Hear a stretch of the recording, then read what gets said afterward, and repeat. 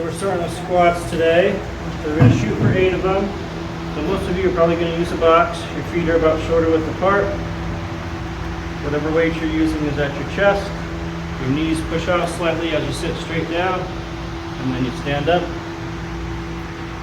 right. If it feels, when you sit down, if it feels like your heels kind of come up, or if you have to really kind of sit back, it can help to put a little bit of a wedge under your heels, so we can use these change plates, these 2.5s, or I have the rubber strips, and that can help you feel like you keep your heels on the floor when you sit down and stand up.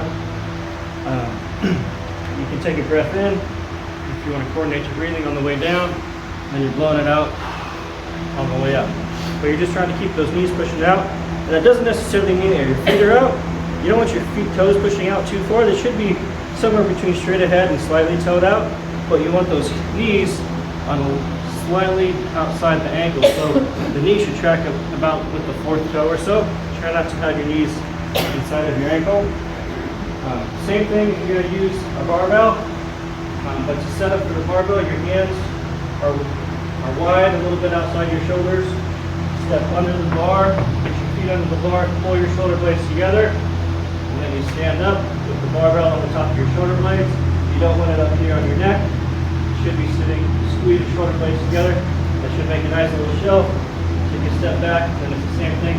Sitting straight down, and then up. When you come to re-rack the barbell, hit the rig first. And if I had the J-hooks at the right height, I'd be hitting the J-hooks. I didn't slide over it, but you hit the bar first. And then sit down, so that way you're not trying to lean into the bar and possibly miss the J-hooks. Hit the rig, and then come down if you're going to use the barbells. And then the push press, you're here in this front rack position. So this is where you're going to start each rep.